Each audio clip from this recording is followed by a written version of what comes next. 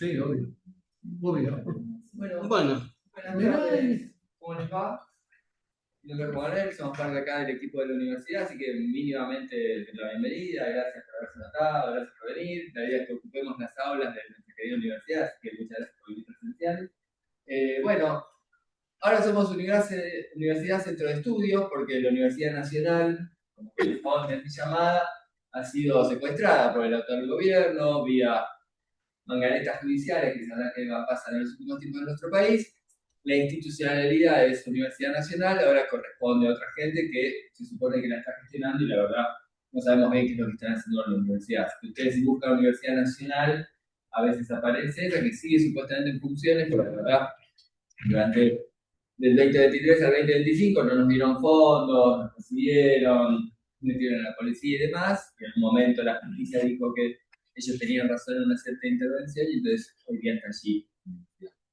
Somos un centro de estudios, acá en la Universidad Popular de las Madres, entonces la idea es que mediante este tipo de actividades recuperar en este tiempo perdido, si se quiere, la universidad en la Casa de las Madres como corresponde, a la espera de que en algún momento la Universidad Nacional volverá a estos lugares, digamos, ¿no? Cuando la justicia evidentemente se modifique, como siempre funciona a raíz de ciertas políticas. Así que muchas gracias también a acá a las compañías que han propuesto el seminario y a ustedes por cursar.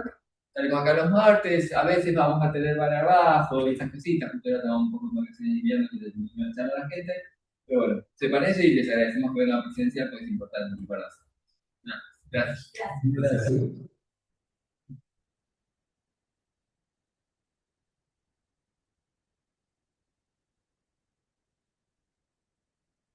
bueno, primero que nada me presento, soy Gabriel Weinstein, organicé junto a mi compañero del programa de radio Hilando Fino que hacíamos en la Universidad Nacional Arturo Jauretche. Este curso es el segundo curso sobre geopolítica que organizamos, sobre todo con la idea de que están pasando cosas muy importantes, está cambiando mucho el mundo, estamos en una época de transición donde todas las ideas y situaciones previas con las que vinimos concibiendo la política, o muchas de esas situaciones han cambiado. Y lo que observamos es que la política o la dirigencia política todavía no toma como punto de partida este tema y no hay manera de concebir un proyecto nacional si uno no tiene idea del mundo en el que está inserto. Peronismo básico, digamos, por una de las cuestiones esenciales.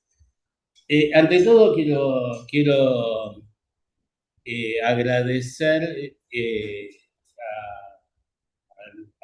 Madres de Plaza de Mayo y a este centro de estudios que es la continuación del proyecto educativo de las madres que empezó como universidad popular, después se transformó en universidad nacional y ahora ha sido usurpado por el gobierno de Milei y el Poder Judicial.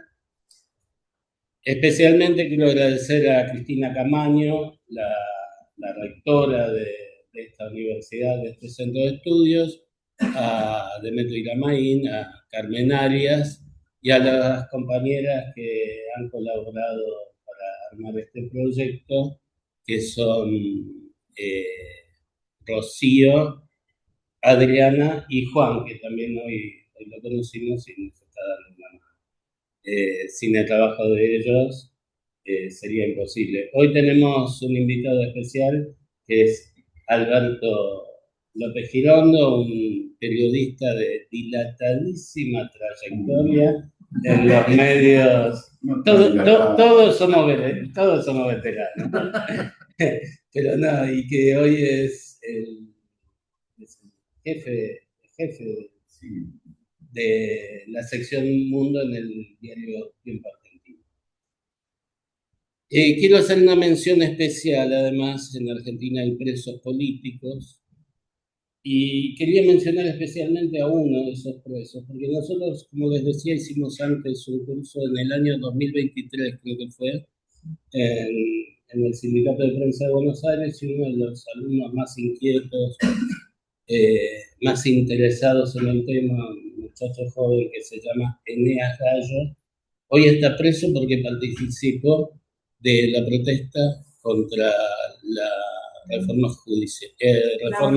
laboral.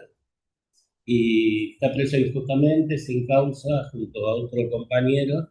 Y bueno, en Argentina tenemos presos políticos, tenemos a Milagros Sala, que está prácticamente, según dice su médico, dejándose morir después de 10 años, no solo de presión, sino de mucha indiferencia del campo popular que le ha dado un acompañamiento muy relativo. Por supuesto, también está la que fue nuestra presidenta, Cristina Fernández de Kirchner, una de las principales dirigentes políticas de Argentina, y que está presa a partir del juicio realizado con tribunales integrados por amigos de Macri que iban a jugar al fútbol en su quinta, para tener una idea de hasta qué punto, digamos, ese juicio es un juicio inventado y sin fundamento.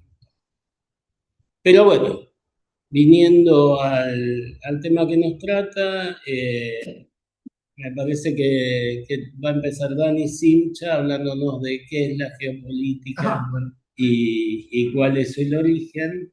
La geopolítica tiene su inicio como proyectos de tipo colonialista imperialista.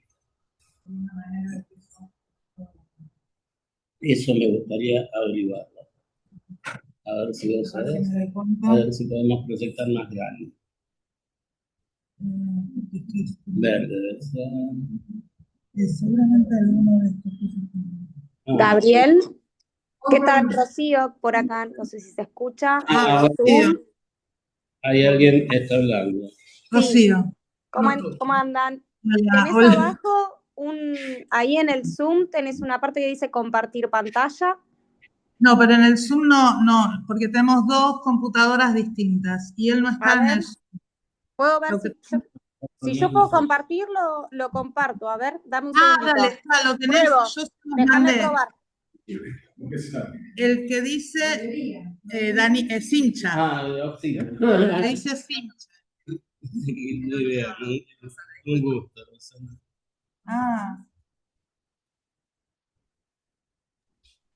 ¿Quién está por ahí? Hola. ¿Se fijan desde ahí? Lo va a manejar desde remotamente. Si no lo proyectamos así. como que no me da. Claro, no. Bueno, lo proyectamos así. Ayudarnos a Igual se ve. el tamaño, pero ¿Por no qué? deja. Escúchame, Gabriel. Bueno. Cosa que como esto es Open Office. No, entonces Abajo dice compartir pantalla desde alguna de las compus, deberían poder.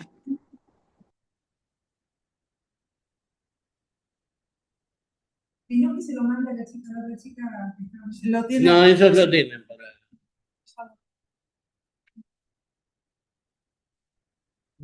No, Vale. tenés que entrar. Ahí está, gracias. Este aquí es una construcción colectiva del Totalmente. pasamos una memoria. Bueno, modo presentación. Acá está. La cuestión es, los que están del otro lado pueden ver el mapa. Se los compartimos. Está compartido. Ahí yo voy a intentar compartir la presentación. Denme un segundito, ¿sí? Mientras que quieren arranquen y yo intento compartir de acá. Bueno. Yo no lo veo el mapa, ¿eh? Majo, de igual manera está en el chat el PDF. Si me dan un segundito, pruebo compartir yo, pero en el chat está. Gracias. Le damos más que un segundito, hace tranquila, para que todos lo puedan ver.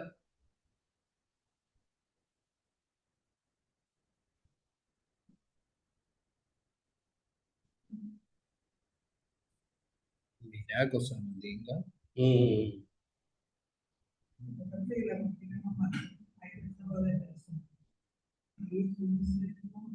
No sé hacerlo. Disculpen, lo que están en el Zoom, ¿ven que estoy compartiendo pantalla? Sí. Bueno, van a ver mi chat un segundo, pero ¿están viendo mi WhatsApp? Estamos viendo tu sí. WhatsApp. Sí. Sí. Bueno, a ver. Voy a abrir el PDF que enviaron al chat. Un segundito, voy a dejar de compartir. Y ahí ya veo que puedo desde el celu, así que voy a abrir el PDF primero y les comparto.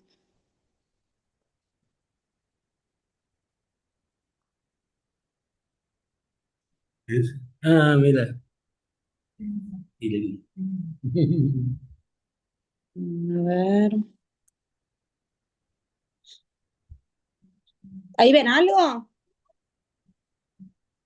No, Un señor mayor en la pantalla, que soy yo. Ok.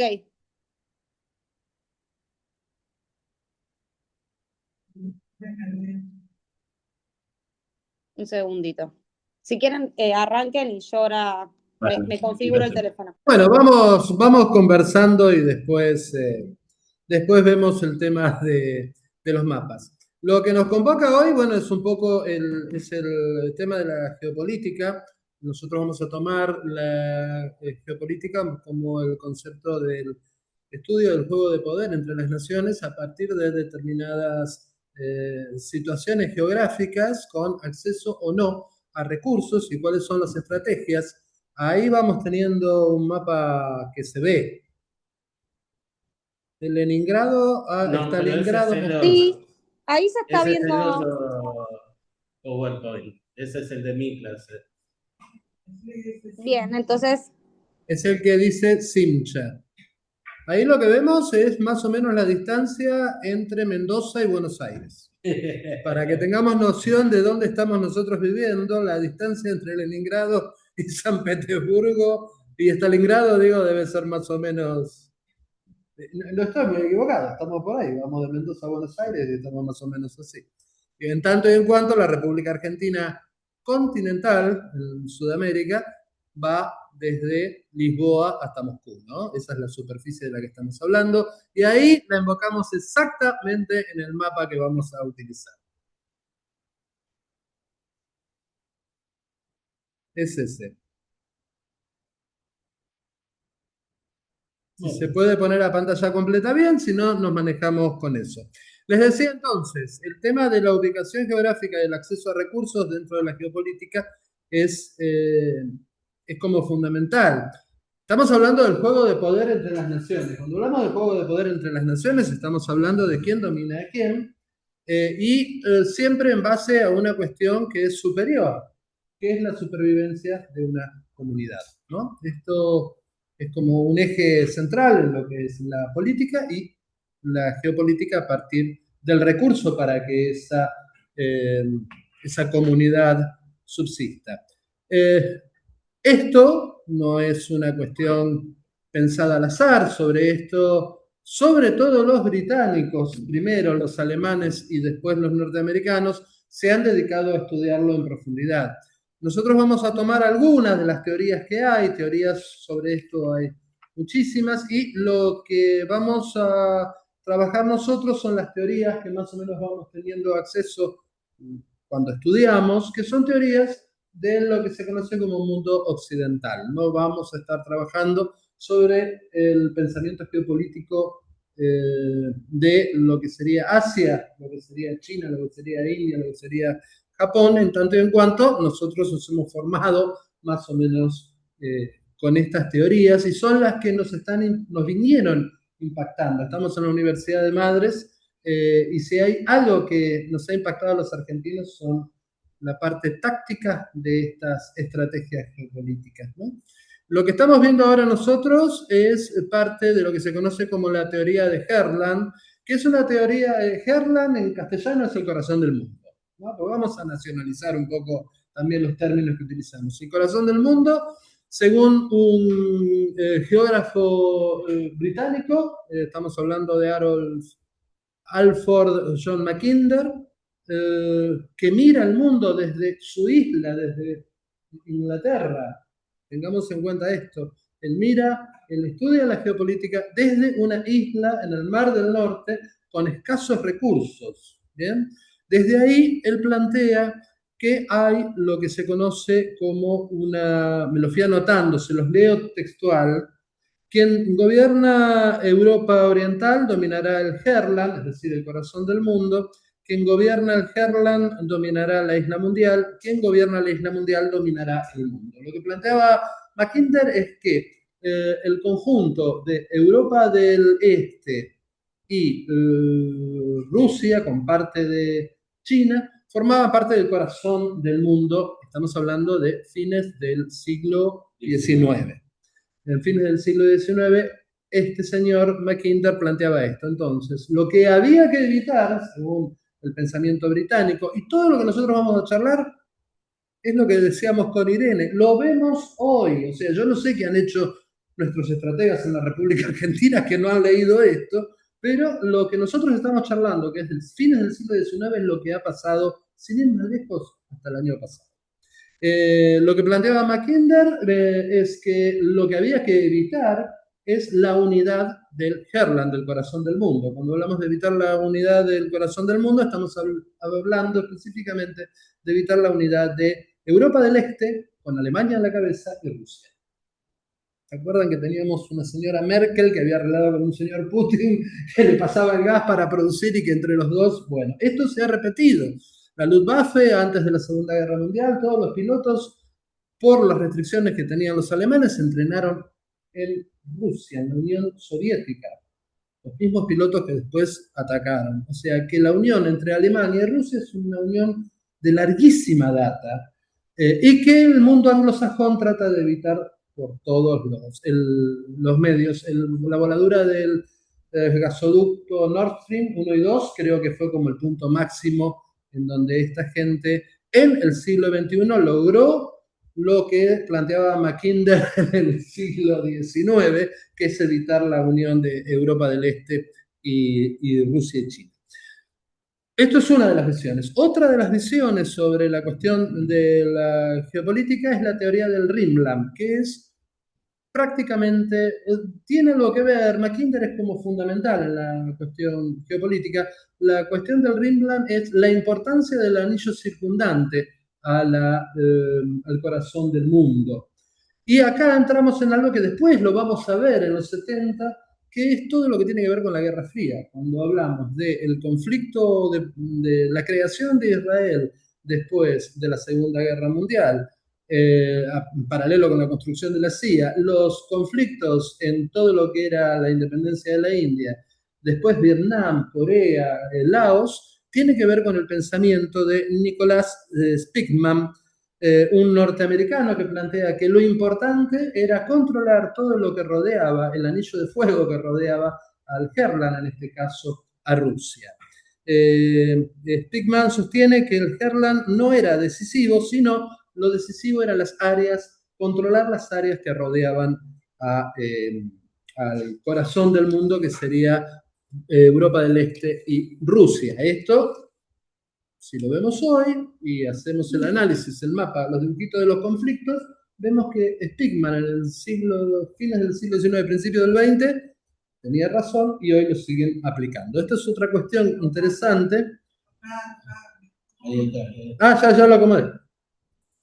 Se desacomodó el otro. Ahí está. Rimland, ahí está. Acá vemos el Rimland. Ahí podemos ir a la otra diapositiva en la pantalla para los que están en el más allá, en la otra vida. Bueno, ahí se ve clarito cuáles son los puntos de conflicto. Fíjense que entran. Estamos hablando de Spigman, vuelvo a insistir, principios del siglo XX, fines del siglo XIX. Esta gente pensó todo esto por aquella época y si vemos, es todo lo que corresponde prácticamente al tercer mundo. Estamos hablando de los conflictos de los años 70. Bien. Después tenemos otro, este era un pensador norteamericano, Spigman. Después tenemos otro, vamos a la otra diapositiva, los que están en el más allá. que es la teoría del poder marítimo. La teoría del poder marítimo es de un almirante norteamericano, Maham. Recordemos que Estados Unidos son primos, como de alguna manera nosotros somos una mezcla con los españoles. Los norteamericanos no son una mezcla, los norteamericanos son directamente una colonia anglosajona que eliminó a la mayoría de los nativos de América del Norte. Ellos heredaron la cuestión marítima, del poder marítimo de una isla como es Inglaterra, como es Gran Bretaña, que necesitaba trabajar sobre un montón de puntos para poder obtener los recursos naturales para la subsistencia de su comunidad, que es insisto en esto, pues un punto importante, es como el punto máximo de cualquier teoría de dominio. Maham planteaba que el dominio de los mares asegura el poder mundial. Entonces, lo que nos va a plantear que la importancia no es rodear al corazón del mundo, sino los estrechos, las rutas marítimas, las bases navales y el comercio de ultramar. Quien domina todo eso va a dominar la dinámica del mundo. Esto es lo que planteaba el marino Maham. También estamos hablando de cuando acá recibíamos a la princesa para el 1910. Sí. La infanta. La infanta Isabel, cuando acá recibieron a la infanta Isabel con esos gorros altos y en carruajes, esta gente estaba pensando en cómo dominar el mundo. De eso estamos hablando, que es lo mismo que piensa la gente ahora, los grandes líderes de ahora. No hay mucha diferencia en el pensamiento europeo y anglosajón. Después vamos a la otra, los que están en el más allá, la teoría del poder terrestre. Haushofer, que el pobre ha tenido un poco de mala suerte en la publicidad porque se lo asocia inmediatamente con el nacionalsocialismo. Acá vamos a ir viendo después un par de cuestiones.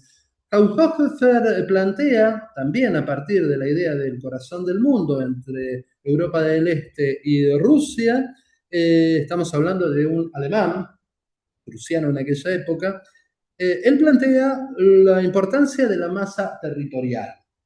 Y acá hay un temita, porque los rusos y los chinos más o menos, bueno, ahora los chinos están empezando a tener más presencia exterior, pero antes la Unión Soviética, por ejemplo, tomaba mucho de esta teoría de la importancia de la masa territorial con los recursos naturales, ¿no? Quien domina una masa territorial con amplios recursos naturales va a poder tener una posición de dominio sobre todo lo que son las áreas satélites. Plantea el concepto de las grandes masas continentales. Después tenemos, a partir de Haushofer, y fíjense que el alemán toma parte de Mackinder, del corazón del mundo, vamos a la otra, la teoría de los grandes espacios, que viene de la mano de el planteo de Haushofer, de Mackinder y un tal Carl Schmitt, todos alemanes. De alguna manera, Perón hablaba de que para el siglo XXI íbamos hacia el continentalismo, ¿no? Y esta teoría de alguna manera plantea esos grandes espacios. El mundo va a organizarse a partir de las grandes áreas, pero dominadas por una potencia. En este caso tendríamos Estados Unidos y todo lo que es América del Norte, hablamos de Canadá, incluimos ¿cómo son? Las islas del mar del Caribe, las islas del Caribe y México, como su área de influencia. Después tenemos China, con el área de influencia sobre todo lo que es el sudeste asiático, y Rusia con parte de Europa del Este. Esto lo vimos después aplicado durante la Guerra Fría. ¿Bien? A esto se le suma, y ahí sí entramos en el nacionalsocialismo, la teoría del espacio vital. La teoría del espacio vital que corresponde a Friedrich Ratzel, alemán, geógrafo él, que toma los conceptos de Haushofer, pero él plantea que el espacio vital es el área de influencia necesaria para la supervivencia de las comunidades. Por eso se habla de que se expandió el nacionalsocialismo en la Segunda Guerra hacia los pozos de petróleo en el oeste, perdón, en el este, más que hacia las praderas francesas. ¿Por qué? Porque la época de la guerra necesitaba precisamente el combustible para la supervivencia de su ejército. Después, en paralelo, tenemos un italiano. Italia es un temita que lo dejamos siempre de lado, pero si vemos cómo es el libro Los Ingenieros del Caos, el autor, no me acuerdo ahora. Emboli. Búsquenlo, la teoría del caos, Emboli, y van a entender mucho de lo que estamos hablando. Mucho de lo que pasa todos los santos días, vamos a entender. Me parece que está en la bibliografía. Está en la bibliografía. Bueno, Emboli, los italianos a veces los dejamos de lado, pero digo, no hay que olvidarse, fue un imperio de miles de años. Un tal Dohet, es Giulio Dohet, plantea la teoría del poder aéreo. Esta es una teoría que utilizaron los norteamericanos en Vietnam, pero que evidentemente no alcanzó. Podés tener todo el poder aéreo va a permitir que vos saltes en el momento del dominio sobre los territorios todos los accidentes geográficos, montañas, ríos, lagos, mares, pero lo cierto, y lo vieron los norteamericanos en Vietnam, lo que necesitas después es la infantería como para ocupar y controlar y reorganizar los territorios. Dohet sostiene que el dominio aéreo transforma las relaciones geográficas tradicionales de poder terrestre y de poder naval. Hoy en día lo estamos viendo que, si bien sirve como para mantener la defensa, lo estamos viendo en Irán. Irán es un país lleno de cordones montañosos, es muy difícil de invadir, pero el poder, la supremacía aérea, y estamos hablando de misiles de alta tecnología, no estamos hablando solamente de aviones, les permite pelearle de igual a igual a una potencia, la mayor potencia después de la caída del muro de Berlín. Y no les está yendo tan mal, digamos, ¿no? Entonces, de alguna manera, la teoría del poder aéreo de Giulio Douhet, ahí está, Douhet, militar británico, italiano, de alguna manera estaba acertada. Lo que no estaba acertado es la forma de sostener después el dominio como para poder hacerse de los recursos naturales y lograr el objetivo superior, que es el acceso a los recursos para la supervivencia de la comunidad. Después tenemos algo que de alguna manera impactó y definió la Guerra Fría, que es la teoría del poder espacial, ¿no? Que sería, después lo vamos a ver, como un quinto dominio de la guerra. Los dominios de la guerra hasta la altura del partido ya son como 6 o 7, pero al principio era el dominio naval, el dominio terrestre, el dominio aéreo, y los norteamericanos, con William Lyndon a la cabeza, habían empezado a pensar en otros dominios, y uno de ellos, un cuarto dominio, era la teoría del poder espacial. Si ustedes se acuerdan, en la época de la Guerra de Malvinas, los norteamericanos hacían durante toda la Guerra Fría estuvo la competencia de ver quién llega primero al espacio, quién pone más satélites, mejores satélites, si llegamos o no a la Luna y todo eso. Pero después, ya en los 80, se planteaba el tema de la Guerra de las Galaxias. Y acá articulamos algo interesante, que es Hollywood con la diplomacia norteamericana y las relaciones internacionales.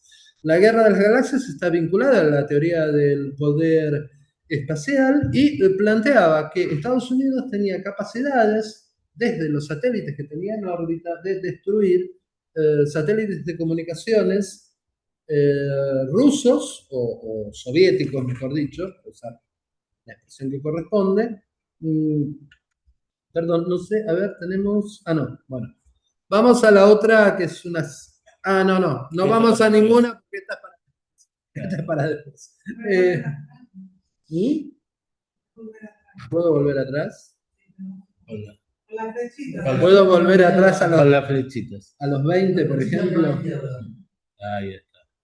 Ahí está, nos quedamos acá que eran a los 20. Bueno, y después de la teoría del poder espacial, que generó una competencia y una crisis grande dentro de lo que fue la Unión Soviética, porque se suponía que los norteamericanos tenían una cantidad de capacidades que en verdad no las tenían, pero las supieron vender muy bien, que es una... para justamente para eso, o sea, Claro, no era que efectivamente ellos tenían ese poder, sino que significó que la Unión Soviética tuvo que destinar una parte importante de sus recursos a defenderse de eso, que no existía. claro, está buenísimo. La mentira y el engaño es como el eje de la diplomacia y de la Y de estrategia. la guerra dice Sun Tzu. Lo dice Sun Tzu y los Claro. británicos y los anglosajones lo aplican fenomenalmente bien. Y finalmente, dentro de lo que tiene que ver con la geopolítica, entramos en lo que es la teoría de la información, una teoría que un español, Manuel Castells, Oliván, está trabajando como teoría de la geopolítica, esto es ahora en tiempo real, y que tiene mucho que ver con el mundo actual, ¿no? El que domina la información, así como Maham decía que el que domina los estrechos, fíjense la importancia de Malvinas, de Ciudad del Cabo, el que domina los estrechos y las rutas marítimas domina el comercio mundial, por ende domina el mundo. En este caso, Castells Oliván plantea lo mismo el español y plantea que el poder ya no depende solo del territorio, sino de quien controla el ecosistema de comunicaciones y digital que organiza y dirige el mundo. De alguna manera, Castells está actualizando los conceptos geopolíticos. ¿Esto es importante? Sí, esto es importante. Ahora, no nos olvidemos que mientras nosotros estamos metidos en el problema de la inteligencia artificial, en la República Argentina hay unos cuantos que están muy interesados en comprar cosas tangibles que son las tierras. La inteligencia artificial está muy bien, la información está muy bien, pero ¿por qué será que los grandes magnates lo que quieran es la parte de la tierra, del acceso al mar, ¿no? Bueno, en definitiva, estamos parados en el medio del cruce de estas 7 teorías y la mezcla de estas 7 teorías es el escenario en el que nos encontramos hoy con un gobierno absolutamente entreguista y traidor a la causa nacional. Dicho esto, me corro porque el misil va a caer acá. Así siguen los compañeros. Ahora sigue Alberto López Girón, ¿no? ¿Vos querés hablar acá? No, voy a hacer un dibujito en el pizarrón, pero primero. Vas a hablar desde acá. Primero Sacamos el mapa. Bueno, soy Alberto López Girón, ya me presentaron, de Diario Tiempo Argentino, editor de Mundo y columnista. Bueno, dice que tengo una dilatada carrera.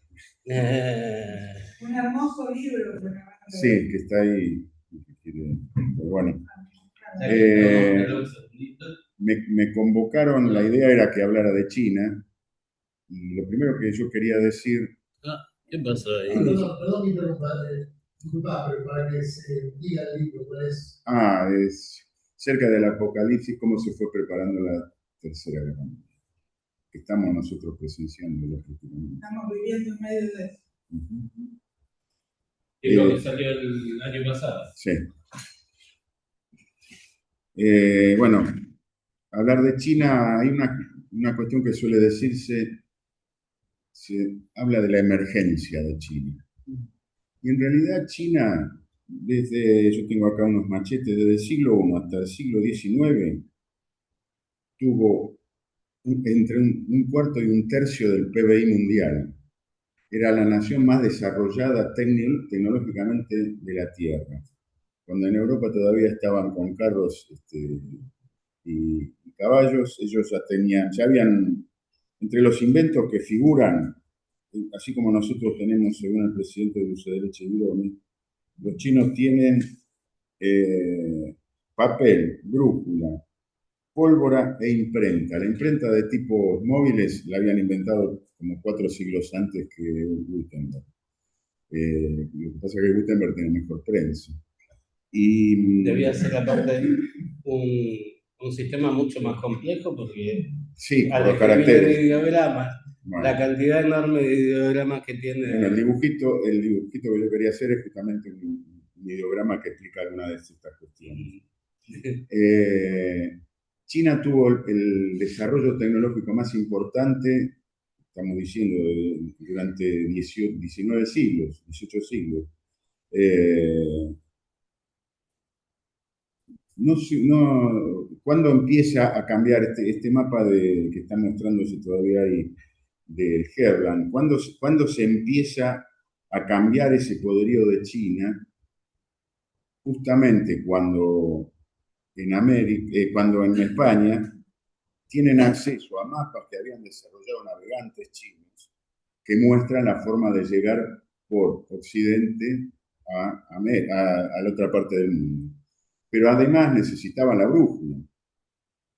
O sea que si no fuera por estos dos inventos, por estos dos descubrimientos chinos, no se hubiera podido llegar. Yo voy a hacer un dibujito, porque me parece importante también mostrar esto. Digo, yo quería decir lo de la emergencia china, porque en realidad lo que está sucediendo es que ahora China está teniendo, se lo mide con paridad de poder adquisitivo, si no sería el 16. El PBI, como se mide normalmente, es un 16% mundial, pero sigue creciendo. Lo que está haciendo China es recuperar la influencia y el poder económico y tecnológico que tuvo a lo largo de casi toda la historia del mundo que se conoce. Bueno, yo les quiero hacer un par de dibujitos porque es interesante. Los chinos todos saben que tienen ideogramas. Los chinos tienen 56 etnias diferentes y hay como 200 idiomas diferentes. Pero todos se escriben con ideogramas, o sea que pueden comunicarse sin saber el idioma. Esto es una cosa maravillosa. Dicen los que saben, hay una línea que une la tierra, el hombre y el cielo, y el tipo que une eso es el emperador.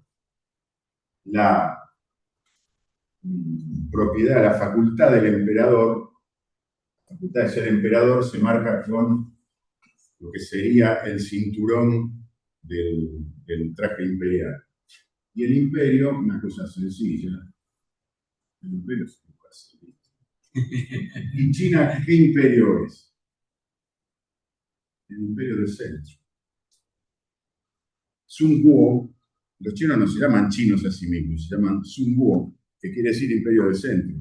País del centro, si lo quieren poner un poco más occidentalizado.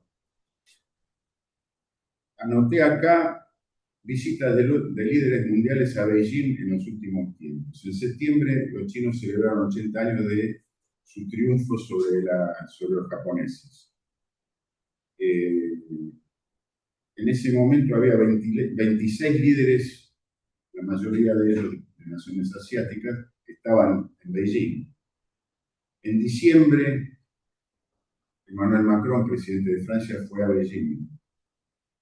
En abril de este año, el presidente del gobierno de España estuvo en Beijing. En mayo estuvo Donald Trump, que había iniciado una guerra con la esperanza de ir con una carta ganadora en Milán, y cuando fue tuvo que ir con la cola entre las piernas. Peor que nosotros después del partido del mundo. En mayo, a la semana, no, el 15 de mayo estuvo Donald Trump y el 19 de mayo estuvo Vladimir Putin. En ese mismo mes estuvo el presidente de Serbia, bueno, digamos que Serbia sería una nación más pequeña. O sea que China está recuperando el rol de nación central que tuvo durante 19 siglos. La concepción china del manejo del mundo no es exactamente igual como nosotros consideramos los imperios. Pero fíjense una cosa interesante. Ese mapa del Herland con el que vos empezaste la charla, el primero que ocupó ese territorio fue Genghis Khan, que era el imperio mongol. El imperio mongol ocupó China. El imperio mongol, esto es interesante porque decís, bueno, ¿cómo? Invadieron China, pero sin embargo, el imperio, China no desapareció. Hay una frase que dicen los chinos que es, China es el mar que sala todos los ríos. Porque invadieron China, primero los mongoles, después, en realidad invadieron, ocuparon el gobierno central, por así decirlo, los mongoles y después los manchúes. Sin embargo, la única forma de dominar China era a través de la burocracia estatal. Ninguno puede dominar China si no controla la burocracia estatal, que es milenaria, que tiene unos sistemas de ingreso muy estrictos a través del confucianismo. Son sistemas de examen que se siguen haciendo y que no permiten que cualquiera pueda entrar. Pueden decirme, bueno, también puede ser un sistema de castas, bueno, véanlo como lo quieran, pero no se puede dominar China si no se tiene el control. Imagínense que es un territorio como de 9 millones de kilómetros cuadrados, son 1.500 millones de habitantes, o sea que hay que tener una estructura, por lo menos una estructura burocrática y una estructura también mental y cultural, como para poder, en principio, controlar y después ser controlado. Porque controlar, digamos, la parte en la que uno da la orden es fácil, el tema es si lo demás dan bola. Y esto yo lo pude ver en Beijing. Está el mausoleo de Mao, y habían puesto que el mausoleo de Mao está de un lado de la plaza Tiananmen, con entrada por el otro lado, y habían puesto una estatua de Confucio muy grande en la plaza de Tiananmen, como los dos grandes líderes. Después la sacaron, finalmente la estatua la llevaron a un museo que está como a unas 8 cuadras, pero el Partido Comunista Chino se vio en la necesidad de reconocer el liderazgo cultural de Confucio. Me parece que esto es importante porque cuando se habla de lo que China busca, nosotros, si lo analizamos desde el punto de vista occidental, lo más fácil es decir, bueno, el dominio del mundo. Y en realidad, si es por eso, ya China es el centro del mundo y lo demostraron los líderes de las principales naciones entre septiembre del año pasado y mayo de este, o sea, ayer nomás. Porque en realidad siempre el dominio de China consistió en eso, en que, bueno, nosotros somos el imperio que tiene el desarrollo tecnológico, que tiene riquezas, que desarrolló y está volviendo a desarrollar la ruta de la seda, por decirlo así, que ya la tuvo desde época milenaria.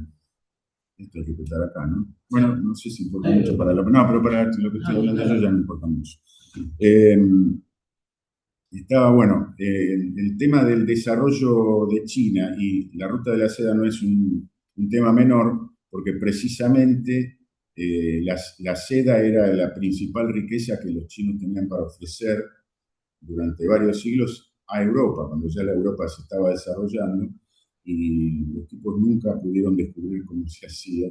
Y había un emisario que fue en realidad un comerciante veneciano, Marco Polo, que llegó a entrevistarse con Kublai Khan y llegó a ser representante de Kublai Khan, que era el hijo, y fue el último emperador mongol de China, era el hijo de Genghis Khan. Fue representante durante varios años, él era como un embajador que lo llevaba por todos los países, o que lo hacía trasladar por todos los países de Asia en representación del Imperio Chino. Vuelve Marco Polo a Europa, vuelve a Venecia y trae algunos de los descubrimientos. Otro de los inventos chinos son los tallarines. Digamos todo también. Bueno, yo decía que esa teoría del Heldan en realidad la puso en práctica Genghis Khan cuando llegó a ocupar hasta Hungría.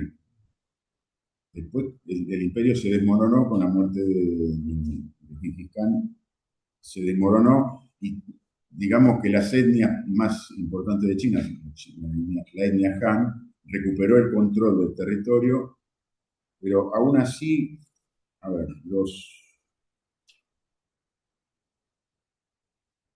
estuvieron prácticamente 200 años los mongoles en el control del imperio chino, y la dinastía Manchú estuvo desde 1644 hasta 1912, fue la última dinastía. Hay una película de Bertolucci que es El último emperador, es la historia del último emperador, que si no la vieron, la verdad que es muy recomendable, y es en realidad la autobiografía de Puyi, que fue el último emperador chino. Es interesante porque el tipo le tocó, siendo niño, ser considerado emperador, fue un títere de los japoneses en Manchuria, terminó preso y trasladado a un lugar de reeducación en la China posterior a la revolución, y el tipo terminó adhiriendo al postulado de la revolución comunista. Bueno, hay algunas cuestiones que parecen también consecuencia de todo esto que estoy diciendo, pero hay una pregunta de por qué el capitalismo no se desarrolló en China. No se desarrolló en China porque en realidad el emperador era el dueño real de todas las tierras. Había un usufructo de todos los habitantes, pero el dueño era de las tierras y no había posibilidad de cambiar eso, a pesar de que los chinos también habían inventado el papel moneda, no existió la posibilidad de que se creara una burguesía. Pero sí habían desarrollado las cosas que después los ingleses aprovecharon para desarrollar su capitalismo y su industrialización, como por ejemplo el procesamiento del hierro, el desarrollo del acero. Entonces el capitalismo y la revolución industrial no hubiera sido posible tampoco sin Inclusive la máquina de vapor. Y después la volvieron a inventar en Inglaterra. Bueno, esto para hablar un poco de China y también la idea era que se hablara de los BRICS, porque hablar hoy en día de China es también hablar de los BRICS. Los BRICS, primero el tema de los BRICS casi que tiene un origen un poco extraño, porque BRICS fue un BRIC, en realidad. Fue una sigla inventada por un economista inglés, británico, que trabajaba para Goldman Sachs y en el año 99 le dieron a hacer un estudio de quiénes serían los países donde convendría invertir en el siglo XXI. El tipo se puso a investigar y llega a la conclusión de que Brasil, Rusia, India y China son los países que van a tener durante el siglo XXI el mayor desarrollo.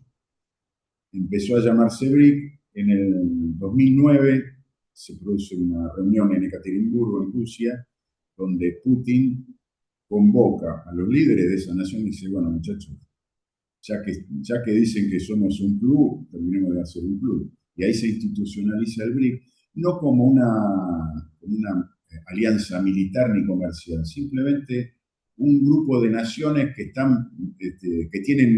van a tener poderío y de hecho ya tienen el 40% del PIB mundial y ya tienen incluso también el 40 y 50% de la población mundial. Posteriormente, esto fue en el 2009 y en el 2011 se incorpora a Sudáfrica, porque ya la incorporación de Sudáfrica ya tenía que ver con algo geopolítico. Sudáfrica, en el sur de África, es uno de los nodos de lo que se estaba hablando recién. En el 2025, en el 2024, hubo una ampliación de los BRIC, en el que Lula da Silva había conseguido que se aceptara Argentina, pero bueno, el resto de los países que se incorporaron también eran nudos estratégicos, porque estaba Irán, estaba Arabia Saudita, estaba Egipto, todos lugares que si ustedes vean ese mapita con el que se empezó la charla hoy, son los nudos donde se desarrolla la mayor parte del comercio mundial. En la guerra que Donald Trump desató con Israel contra Irán el 28 de febrero pasado, es una guerra contra Irán, pero es una guerra contra los BRICS, en el corazón de los BRICS. Acá hay una cuestión que tiene que ver, los teóricos de la geopolítica creo que en el fondo llegan a sus ideas una vez que ya están en marcha muchas de esas ideas. Cuando se empieza a hablar de Herland, ya los zares se habían desarrollado un ferrocarril transiberiano, que era ir por tierra hasta la salida del mar de la China. En este momento, la guerra en Irán tiene también un sentido geopolítico en no solo porque ahí está el estrecho de Hormuz, sobre todos habrán leído 500.000 veces en estos días, en estos meses, de que por ahí circula el 20% del petróleo mundial, la urea, gases raros, bueno. ¿Eh? Sí. Pero también se está, Irán con China vino desarrollando servicios de transporte para evitar el estrecho de Hormuz, y China se provee a través del transporte ferroviario desde ya fines del año pasado, se inauguró una línea férrea que transporta hasta la mitad hasta el corazón de China. Esto estuvieron bombardeando en estas semanas, porque justamente lo que están tratando, o sea, esta es una guerra contra China, contra los BRICS, y es una guerra en la que los chinos todavía no dijeron su palabra, y se mencionó, por ahí creo que vos fuiste que mencionó a Sun Tzu. Es interesante, muchos se preguntan, bueno, pero ¿por qué China no reacciona? Todos están esperando que China reaccione como reaccionaría un país occidental imperialista como Gran Bretaña, como Francia, como Alemania. Y no van a reaccionar así porque en realidad hay un teórico de la guerra chino, de la época de los imperios combatientes, estamos hablando del siglo V antes de Cristo, que escribió un libro que se llama El arte de la guerra, que también es muy recomendable. Hay traducciones baratas, algunas son un poco mejores, no son tan baratas, pero es un libro que lo usan inclusive en los negocios, en el mundo de los negocios, en el mundo financiero, porque enseña estrategias o muestra formas de reaccionar ante distintos escenarios. Y yo siempre recuerdo una frase de Sun Tzu que dice: el mejor general no es el que disputa 100 batallas y gana 100 batallas, sino el que gana 100 batallas sin disputar ninguna. China viene ganando batallas desde el 2001, desde que se incorpora al sistema de comercio internacional, desde que en el año 79 realiza la apertura económica, empieza a incorporar capitales y desarrollo industrial y tecnológico extranjero, pero con características chinas. O sea, se incorpora el material, pero las empresas tienen participación del Estado. Tienen que incorporar tecnología, y los chinos desarrollan tecnología en base a la tecnología que ya tienen de Occidente, y en base a su propia historia, que es una historia que no es negada para ese tipo de cosas. Estamos hablando del desarrollo de la industria metalúrgica, también podríamos hablar de otros desarrollos astronómicos. Bueno, nada, para hablar un rato largo de todo esto, pero más que nada me interesa, en el contexto de lo que estaban hablando acá los compañeros, marcar que China está jugando, China está apoyando la guerra en Irán sin dar la cara directamente, aunque todo el mundo sabe que mucho de la información, en esa geopolítica de la información, mucha de la información para el enviado de los misiles iraníes proviene de satélites chinos y de tecnología china y rusa. Muchos de los Irán, que también es otra nación milenaria, otra cultura milenaria, tiene su propio desarrollo tecnológico. Me voy a extender un poquito, pero esta es la razón por la cual los primeros ataques del 28 de febrero fueron descabezar la cúpula religiosa, la cúpula militar y la cúpula política, pero también bombardear las universidades tecnológicas, las más desarrolladas. Aparte de haber bombardeado y matado a 168 niñas en una escuela primaria, también destruyeron dos universidades de las más avanzadas de Irán y que son de las más avanzadas del mundo. Bueno, hay mucho más para hablar, pero no terminamos. El tiempo es tirano. No, lo que pasa es que, bueno, son 5.000 años de historia. Gracias.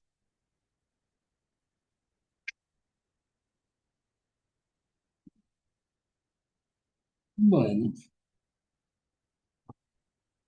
primero que nada vamos a buscar el... Sí, una cosa, ese dibujito lo van a ver en muchos supermercados de barrio Ah, y ¿sí? en instituciones bancos, sí, sí, porque quiere decir chino. O sea,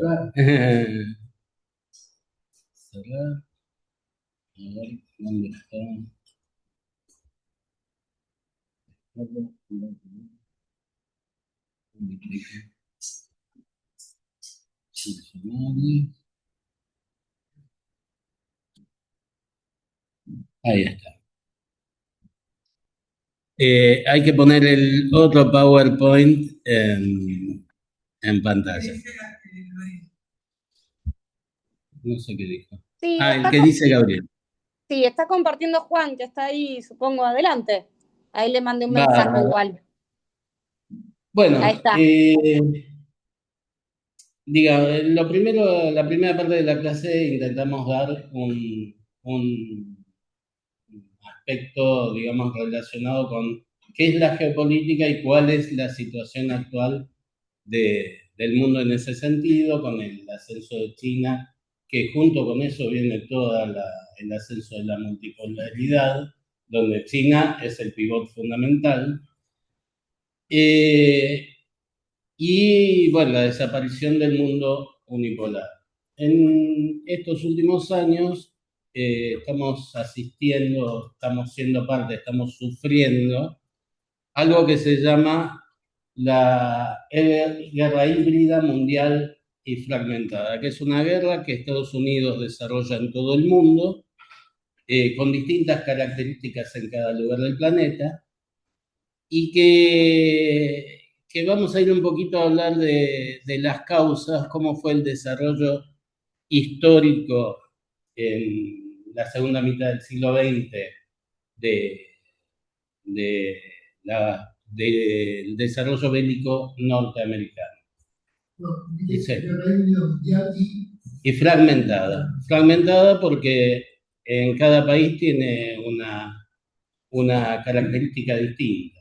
No es lo mismo lo que están haciendo, lo que intentaron hacer en Irán, que es parte, que todo lo que se ha hecho en nuestro país con el Lawfare, la asfixia económica, la guerra comunicacional, la guerra cognitiva, y de todo eso vamos a hablar. Pero lo primero que se me ocurrió para empezar a hablar en el curso es de un tema que para mí es fundamental para entender en profundidad cuáles son las prácticas bélicas norteamericanas.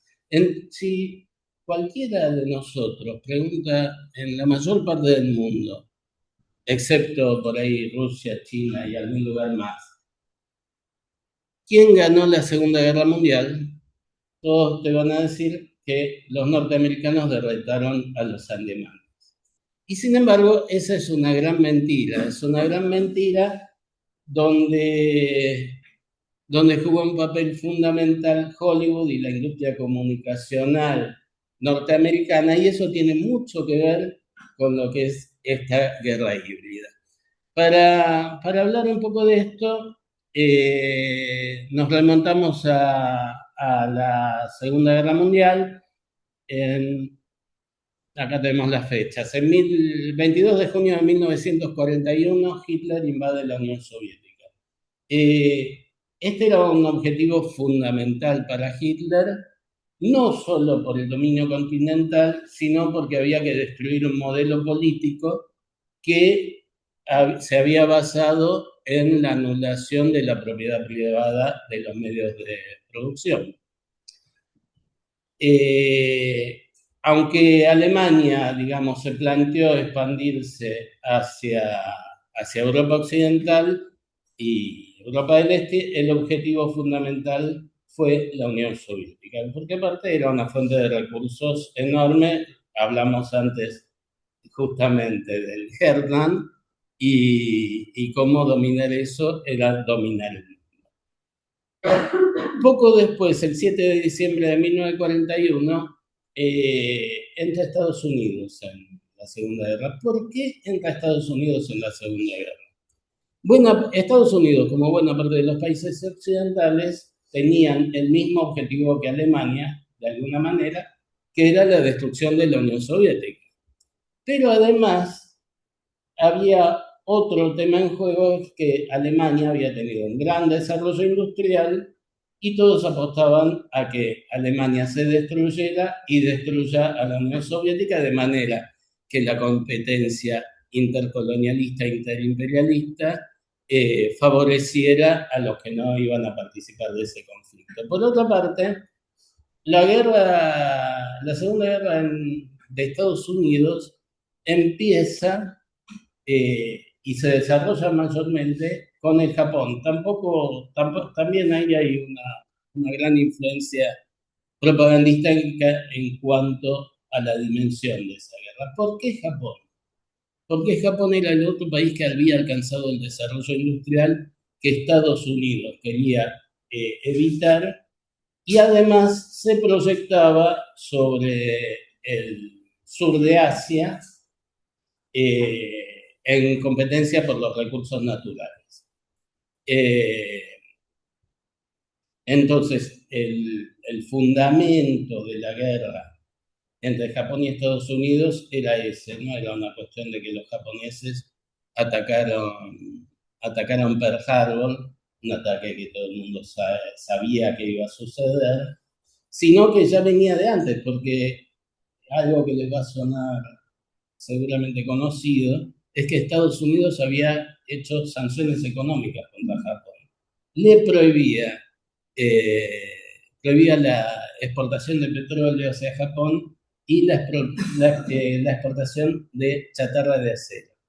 O sea que el conflicto estaba ahí. Por eso es que esa Segunda Guerra empieza con la declaración de la guerra a Japón, inmediatamente, 3 días después creo que Alemania, como aliado, le declara la guerra a Estados Unidos, pero Estados Unidos no tenía en ese momento ninguna intención de atacar a Alemania, porque su objetivo era lo que dijimos antes, que Alemania destruya la Unión Soviética y quede absolutamente debilitada y deje de ser una competencia para los Estados Unidos.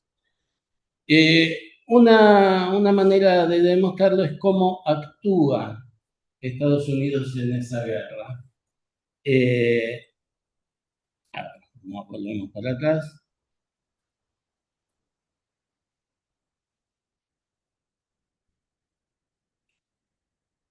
¿Este es el primero? No.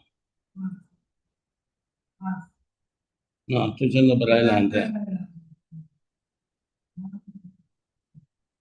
La invasión alemana, donde están en juego la mayor parte de las tropas que ellos tienen, llega casi al objetivo de destruir la Unión Soviética. En eso había jugado un papel fundamental un error estratégico, pero gravísimo, que comete Stalin, porque el tipo que había concebido la Blitzkrieg, la forma de la guerra que llevan los alemanes después tan exitosa, donde los blindados, en lugar de ir atrás de las tropas como apoyo, eran los que avanzaban primero para destruir al enemigo, se llamaba Tukhachevsky, era un mariscal soviético que en la década del 30 desarrolló esa teoría, pero resulta que a Tukhachevsky lo mandan a Alemania después en 1936, cosas así, 35, 36, y dentro de los acuerdos que había va a dar clases a Alemania. Los alemanes dicen, este tipo es muy peligroso. Sí, por un lado toman las enseñanzas de Tukhachevsky, pero además dicen, este tipo es muy peligroso. Entonces hacen una maniobra de inteligencia y le hacen creer a Stalin que Tukhachevsky se había transformado en un espía alemán. Y Stalin lo fusila, perdiendo el general que hubiera tenido, bueno, esto es política ficción, pero que hubiera tenido de estar al frente, impedido este avance brutal de los alemanes sobre la Unión Soviética. El discípulo de Tukhachevsky se llamaba Zhukov. Ahora Zhukov, por ser discípulo de Tukhachevsky, lo mandan a la guerra con el Japón, o sea, al Extremo Oriente. Y ponen al frente del ejército soviético a un tipo que había sido el gran héroe de la guerra civil que se da después de la revolución, cuando 10 países y 2 ejércitos disidentes, digamos, rusos, actúan contra la Unión Soviética, que se llamaba Budioni, que era un general de caballería y había desarrollado una técnica de caballería muy eficiente en 1921, pero cuando esa caballería se enfrenta a los tanques alemanes es inmediatamente masacrada. El avance de los alemanes es muy rápido y llegan justamente al, al, a las 3 ciudades principales del país, a las puertas de las 3 ciudades principales del país.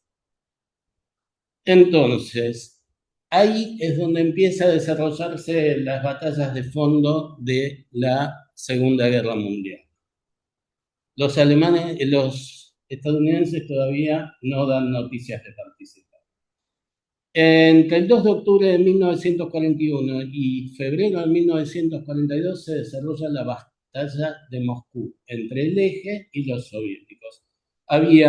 Llegaron a pelear 1.900.000 efectivos alemanes y 2.100.000 soviéticos. O sea, para que tener, es muy cruel esto que voy a contar porque hay una cantidad de muertos horrorosos.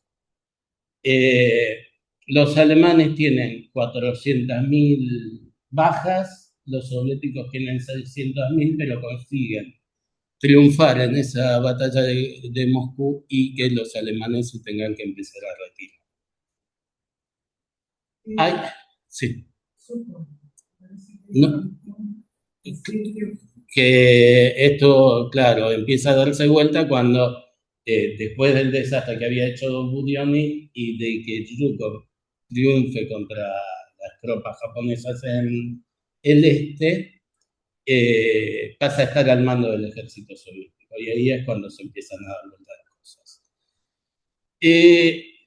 Un año después viene la batalla más grande de la Segunda Guerra Mundial, la batalla más grande de la historia, que es la batalla de Stalingrado.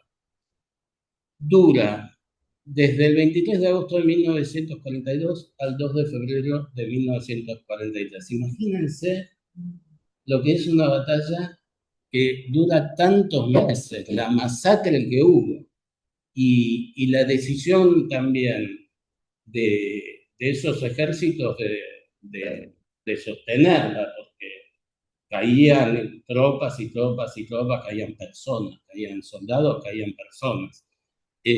Todo lo que pasa en la Segunda Guerra Mundial durante la invasión alemana, después lo vamos a repasar, no hay un combate solo entre ejércitos. Los alemanes planifican exterminio de la población, así como tuvieron los campos de concentración donde exterminaban a los prisioneros judíos, gitanos, opositores y prisioneros de guerra.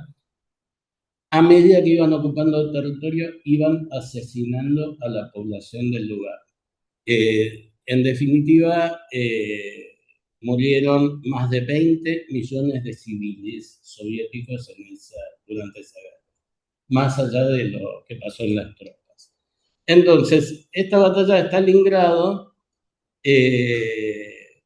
mueren, pelean 1 millón de alemanes contra 1.400.000 soviéticos, mueren 700.000 alemanes, o bajas en realidad, porque bajas incluyen heridos y prisioneros, y 1.100.000 soviéticos. Ahí no se está contando los civiles. No.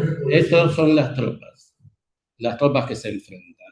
A todo esto, todavía, esta batalla es la que da vuelta. O sea, ahí se empieza a pensar que Alemania puede perder esa guerra.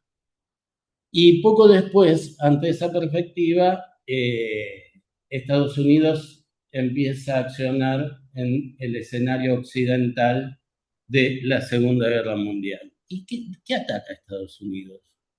Ataca, digamos, Europa por el sur, ataca por el norte, como hicieron después cuando entraron en Normandía. No.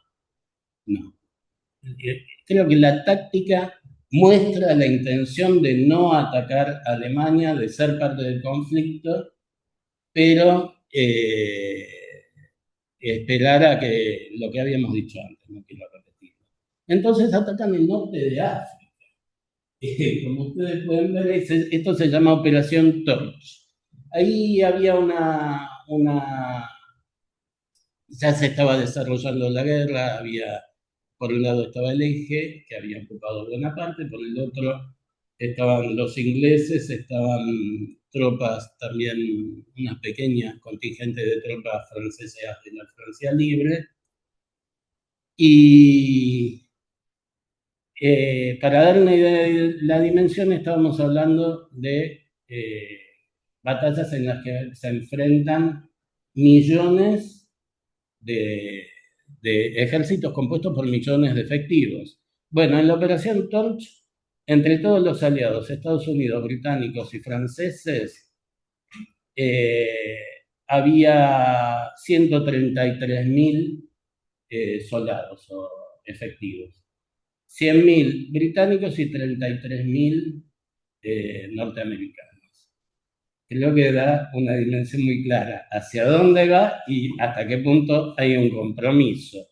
Y las bajas, recién hablábamos de millones, toda baja es horrorosa porque es una muerte, pero para tener una dimensión política, mueren 2.700 norteamericanos. 35.000 británicos que estaban mucho más comprometidos con la guerra y 16.000 franceses de las tropas, digamos, de Francia, del gobierno en el exilio de Francia que se había establecido en Gran Bretaña. El Eje tiene 32.000 bajas, o sea, en definitiva, desde el punto de vista militar, esta Operación Torch no le hace ni cosquillas. Después, ¿cómo continúa esta guerra que llevan adelante los norteamericanos, que se cuidan mucho de no atacar a Alemania, pero tenían que empezar a marcar presencia? Entonces, desembarcan lo más lejos posible en Europa de Alemania y del escenario de guerra, en Sicilia. En Sicilia desembarcan ya en el año 1943, cuando la guerra estaba muy avanzada y Alemania muy dañada. Había un interés clarísimo ya cuando ellos empiezan a vislumbrar de sí estar presente en esa guerra, porque ellos consideraban que tenían que poner límites al avance soviético. En Sicilia, las tropas aliadas son 160.000 y pelean básicamente contra el ejército italiano. Había 265.000 efectivos italianos y 40.000 alemanes. Las bajas de Estados Unidos son apenas 9.000, pero sí, en estos términos son apenas 9.000 soldados, 28.000 todos los aliados y 29.000 las bajas del Eje. Y poco después,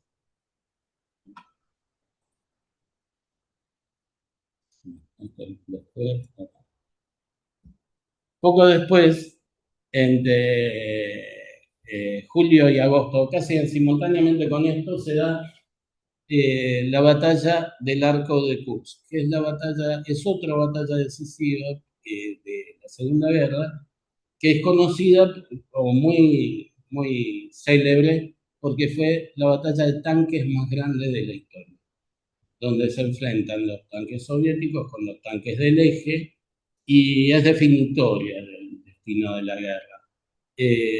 Después, bueno, para que tengan una idea, ahí hubo 1 millón de tropas del Eje y 2 millones de efectivos soviéticos. Igual estos cuadros los vamos a compartir para que ustedes tengan la información. También hay una película que dura 8 horas, y no Sí. sé que dura 8 horas, que es es fabulosa, porque se hace con soldados, aviones y tanques reales. Liberación. Liberación, donde muestra la batalla de Kursk. Sí. Como muestran la crudeza de la batalla, estamos hablando del año 50. Sí. ¿La película? Sí. No, se hizo en los Más para acá. 70, en los 70. Es increíble. Van a ver tanques T-34 saltando paredones de 5 metros. Es realmente una cuestión que no había efectos especiales. Lo que está ahí se reprodujo tal cual. Hay una escena fabulosa de los aviones alemanes Fiat que se utilizaban, en donde van avanzando y uno va viendo kilómetros y kilómetros de tropas, tanques y explosiones, y todo real. Digo, se las recomiendo, Claro. Liberación. Sí, sí. Está en YouTube, lo pueden ver, es gratuito. Lo que sí, son 7 capítulos, 6 capítulos. Sí, es larguísimo. Es larguísimo. Es muy interesante. Es hermosa, la verdad es hermosa. Kursk es de la ciudad de Celeste, claro, estuvo tomando durante un tiempo. Sí, es esa, no la ciudad, sino la provincia, digamos. Exacto. Y mientras tanto, los norteamericanos siguen peleando su guerra y en 1944 se acercaron un poquito más, llegaron a lo que está marcado con el número 3, es el desembarco en el territorio ya del continente italiano, la batalla de Anzio. Estas no son todas las batallas de la Segunda Guerra, pero son las operaciones principales. En la batalla de Anzio desembarcan 150.000 tropas aliadas. De nuevo, para tener una idea de las bajas, los aliados tienen 7.000 bajas, los alemanes 5.000. Finalmente, claro, sobre todo en Sicilia, ¿no? En Sicilia tuvieron el apoyo de la mafia para la invasión. Llega el punto en que los norteamericanos se dan cuenta, bueno, de que esta guerra, si ellos no intervienen, la Unión Soviética no se sabe, por lo menos iba a llegar hasta el límite con Francia, digamos, porque lo más probable es que tomaran después de esa guerra el territorio alemán y tuvieran el dominio sobre una parte muy importante estratégica de Europa Occidental. Entonces, ahí viene el desembarco de Normandía, que está marcado con el número 4. Como pueden ver, ya deciden acercarse a Alemania y actuar porque tenían que avanzar sobre las tropas alemanas para llegar a encontrarse con los soviéticos. El plan era que no pudieran llegar los soviéticos hasta el límite oriental de Alemania, occidental de Alemania, y poder llegar a un acuerdo de división que fue el que predominó después en la Guerra Fría. Ahí desembarcaron, sí, 1.500.000 efectivos de las tropas aliadas. O sea que cuando cambió el objetivo se toman la guerra en serio. Y esa es la verdadera guerra que pelean los alemanes. Había una guerra alemana contra los soviéticos. Totalmente. Y aparte que buena parte de la liberación de Francia fue hecha en la etapa final de la guerra por los mismos franceses. Por último, del 16 de abril al 2 de mayo fue la batalla de Berlín, librada por el ejército soviético, termina con la rendición de Alemania. Lo primero que trataron de hacer los alemanes, y por eso el final de la guerra se celebra el 8 de mayo en Europa Occidental, fue rendirse ante las tropas occidentales. Como los soviéticos no lo aceptaron, tuvieron que rendirse el 9 frente a las tropas soviéticas. El resultado final de todo, para tener de nuevo una idea de dimensión, el 80% de las bajas alemanas son producidas por el ejército soviético. Las muertes, que es un tema muy expresivo, murieron 400.000 estadounidenses en la guerra. Murieron 27 millones de soviéticos. de los cuales 7 millones eran los que murieron en combate, 20 millones eran población civil. Y hay algo que recién ahora se empieza a conocer en Occidente, que por la invasión japonesa a China, que es donde se libró también la batalla principal de la guerra con el Japón, murieron 35 millones de chinos. Es una tragedia como el mundo no tuvo ninguna antes ni después, ¿no? Pero bueno, esto nos habla un poco de cuál fue la realidad de esta guerra y de cómo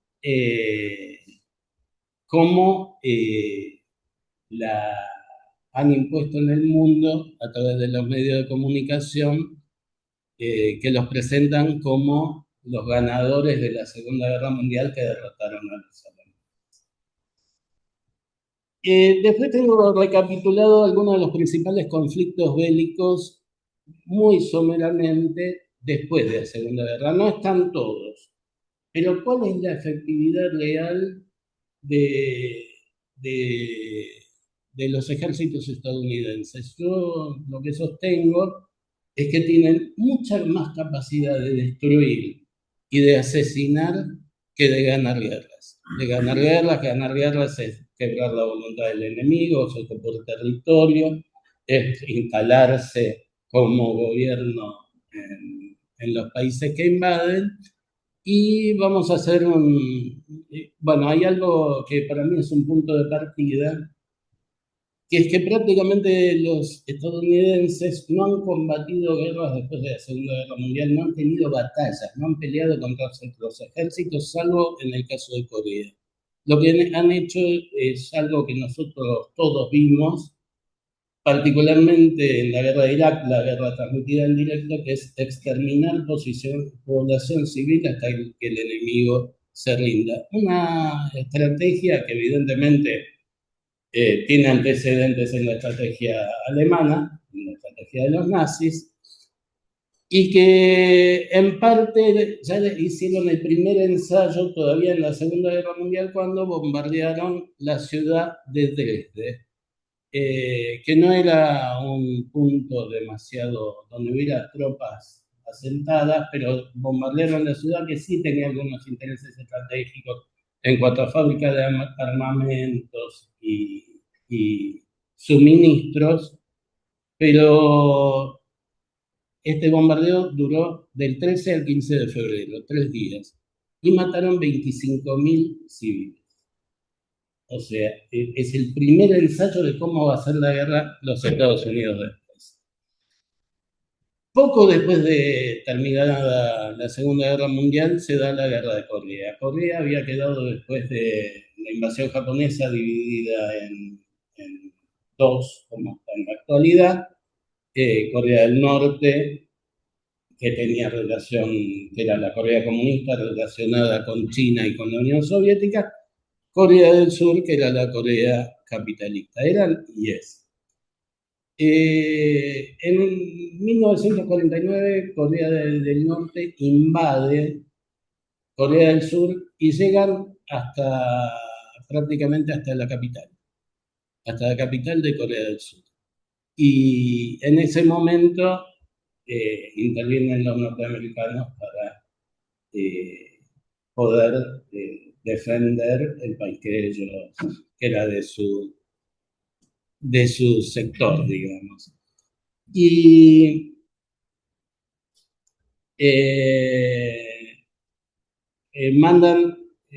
combaten en ese momento, mandan muchas tropas, mandan 480.000 efectivos a Corea del Sur, o a la guerra de Corea. En total había 590.000, contando las tropas propias de Corea del Sur. Y entonces cuando ellos empiezan a avanzar y llegan casi a la capital de Corea del Norte, intervienen los chinos.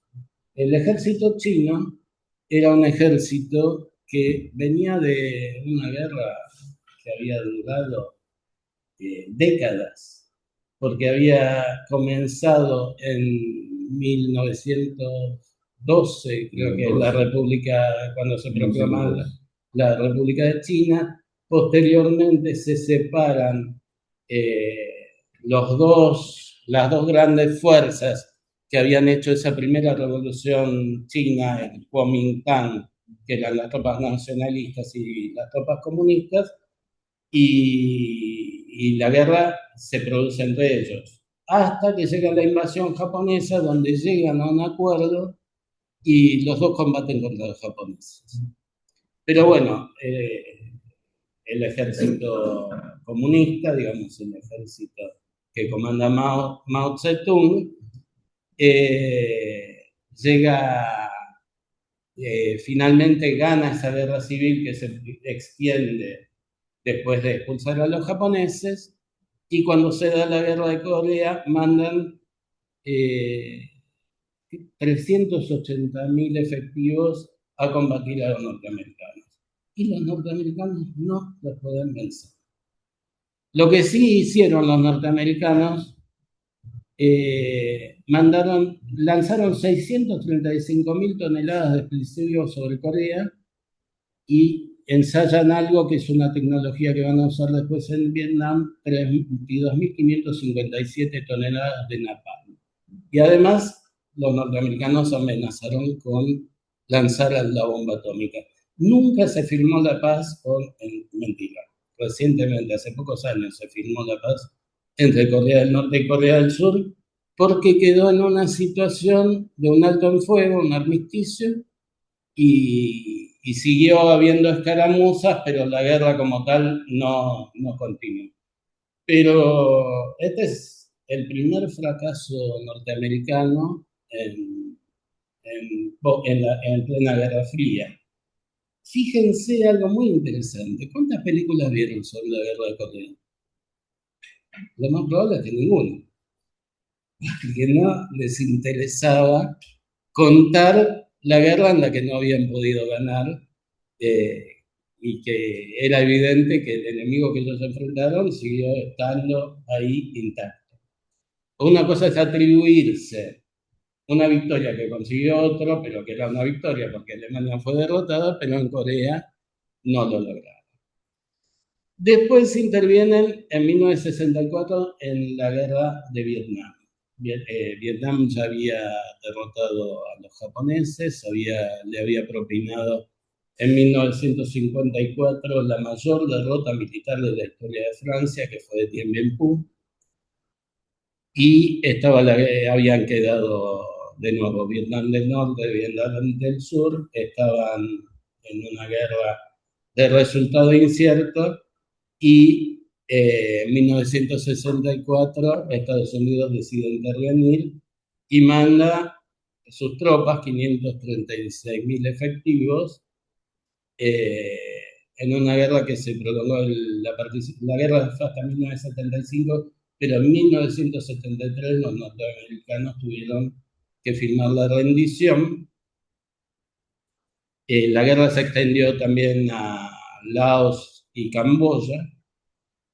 Y el dato, de nuevo, la guerra fue una guerra de exterminio de población civil. Ahí es donde barrieron el territorio con napalm, usaron el agente naranja para destruir toda la vegetación del lugar, y tiraron más bombas detonadas que todas las bombas, no las que tiró Estados Unidos, todas las bombas que detonaron en la Segunda Guerra Mundial.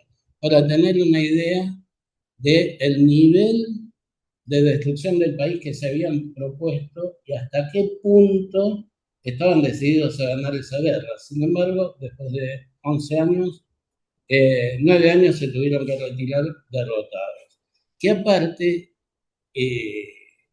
eso provocó un efecto dentro de los Estados Unidos muy fuerte, no solo porque hubo una oposición a la guerra cuando empezaron a llegar los cadáveres norteamericanos, bueno, todo lo que conocemos en ese sentido, que coincide aparte con un momento de explosión de las luchas civiles norteamericanas, particularmente la lucha de los afroamericanos por sus derechos, sino también porque las imágenes de la retirada norteamericana de Vietnam, se veían los helicópteros cargados, tremenda fue, los helicópteros cargados de más gente que la podía transportar y gente colgada de los patines, digamos, tal cual. O sea, que fue una huida así, como dice Guille, bochornosa.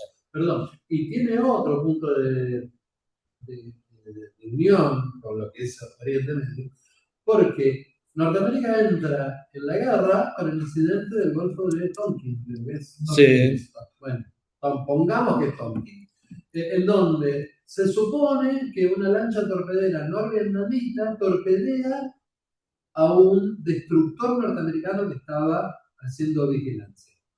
A partir de ese supuesto ataque, el destructor no se destruye, no explota, no le pasa nada. Los tipos lo toman como que, bueno, tuvimos un ataque, entonces nos atacaron ellos, nosotros lo atacamos. Muchos años después, el comandante del destructor dice, no, nosotros sí, vimos que estaban las lanchas, las torpederas, había dos torpederas, así nos seguían, nosotros nos esquivamos, pero nunca nos dispararon y nunca nos atacaron. Es decir, el punto de encuentro con lo que es Oriente después, por ejemplo, son las armas de destrucción masiva, que jamás estuvieron tampoco. Entonces, en Irak. En Irak, claro. El 11 de septiembre es un caso un poco más complicado, pero el tema es la construcción de sentido que se instala en la opinión pública para justificar después una operación militar. Que era algo que practicaban ya desde el siglo XIX, cuando en 1895 vuelan un barco norteamericano en las costas de Cuba, que todavía era colonia española, y da inicio a la guerra entre Estados Unidos y España por la dominación de Cuba. Después tenemos Pearl Harbor, que era un atentado que se sabía que venía el ataque japonés ahí y había que permitirlo para que pudieran cumplir su objetivo político, digamos, político-militar.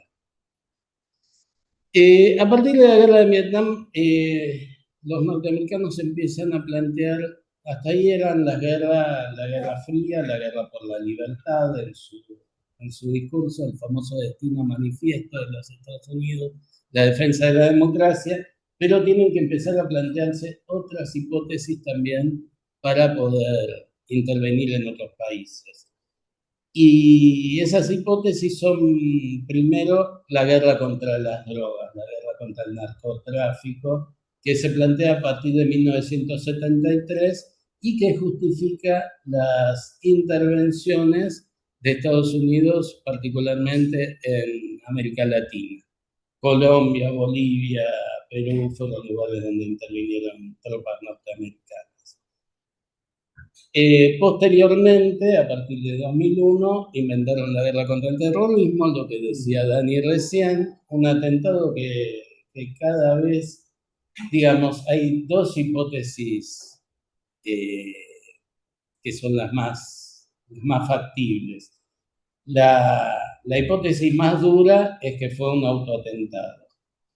La hipótesis más blanda es que en realidad fue, como en el caso de Pearl Harbor, un atentado permitido del cual estaban informados y que ya tenían preparado las operaciones posteriores que se iban a justificar en ese atentado y que tiene varios aspectos. Uno es hacia adentro de Estados Unidos con, ¿cómo se llamaba el acta? El acta patriótica, que le quita derechos a los ciudadanos estadounidenses y permite la acción de las fuerzas de represión interna hasta sin intervención de la justicia. Hay una corte secreta. Una corte secreta. No sabemos dónde están, quiénes son. Que son los que deciden. Y el otro, bueno, fueron las intervenciones en Irak y en Afganistán. En Irak, tienen una gran ventaja cuando deciden invadir Irak. Que Irak había sido armado por el Occidente como una manera de atacar a Irán. Porque cuando en 1979 se da la revolución iraní, la revolución que dirige el Ayatollah Khomeini, justamente,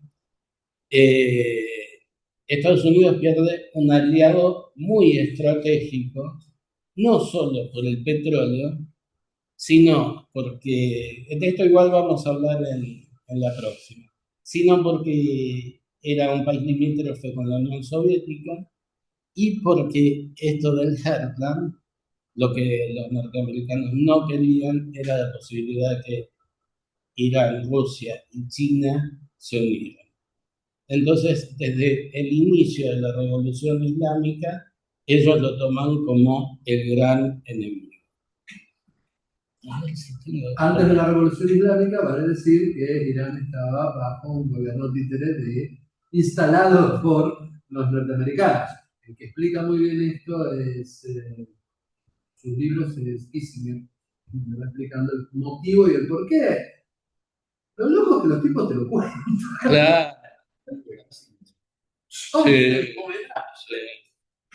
Acá pueden... Hablaba antes, como vos hablabas antes de que analizaban, tiraron una bomba atómica. Y Kissinger cuenta que fue, no sé si fue MacArthur fue el que quería. Fue a una reunión con Mao Zedong y le dijo, mira, ustedes van a tirar una bomba atómica. Mao Zedong le dijo, miren, en ese momento creo que eran 600 millones de chinos.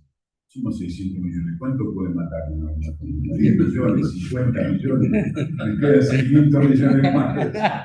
Dice que el tipo de cobro. No se puede.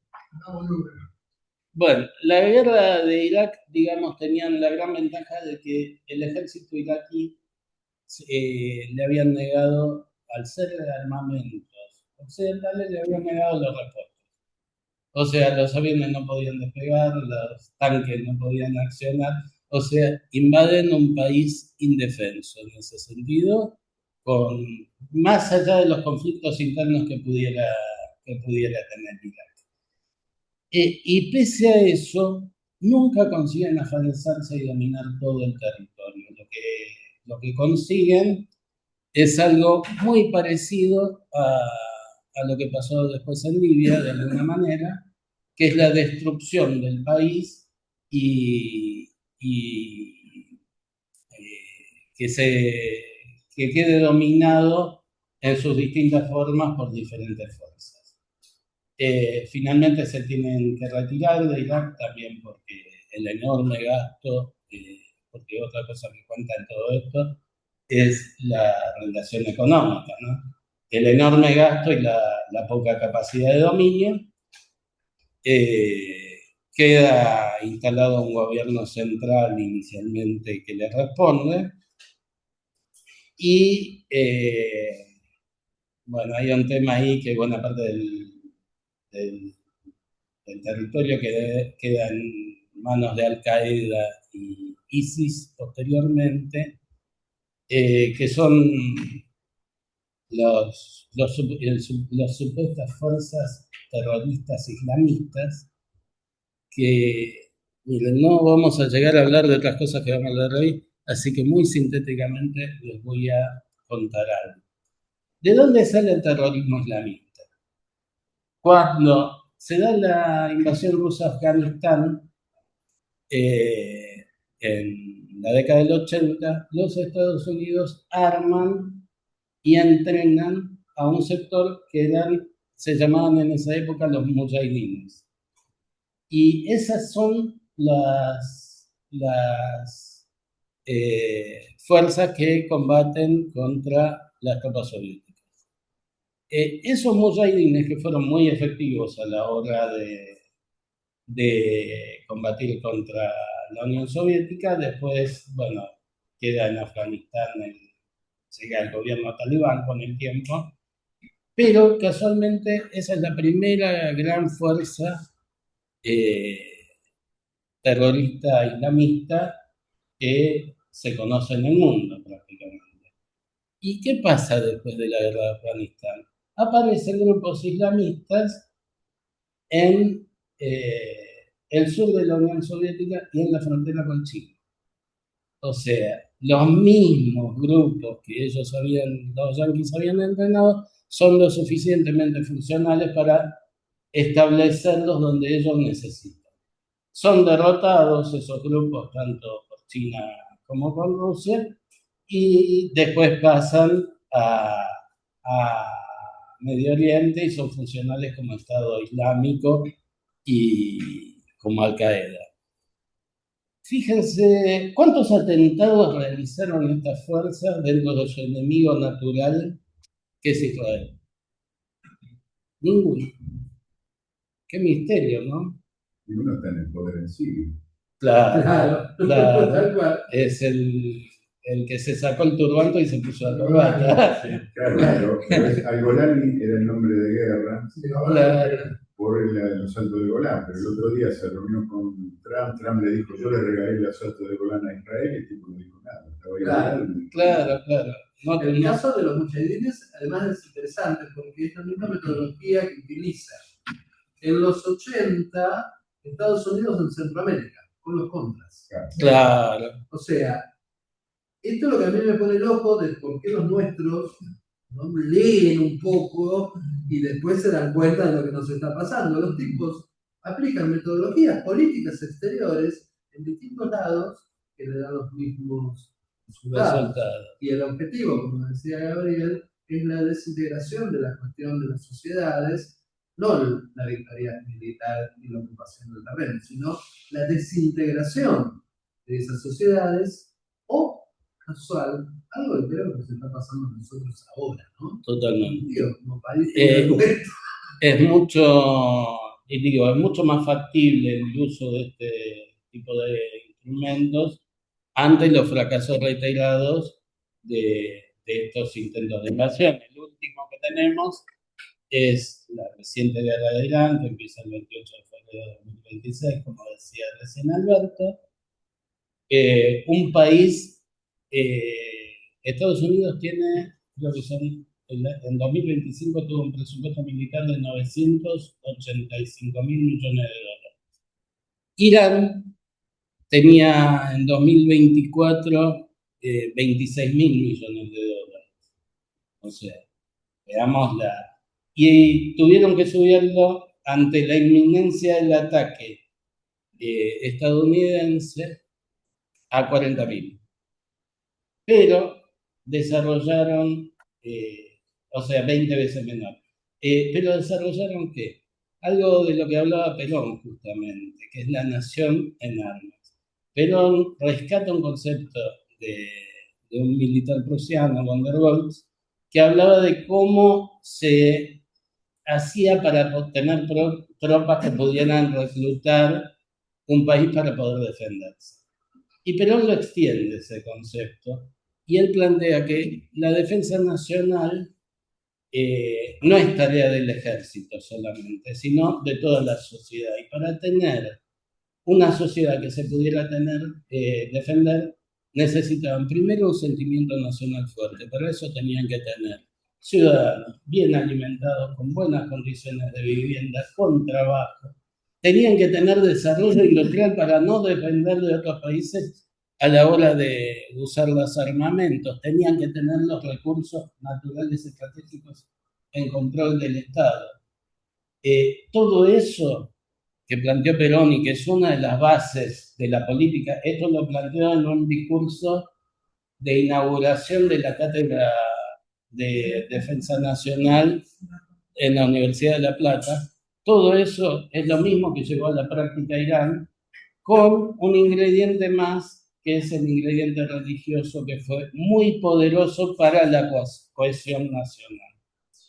En todos estos fracasos que les estuve detallando, está el origen del cambio de estrategia de los Estados Unidos hacia esta guerra híbrida, bueno, que vamos a desarrollar en la próxima clase.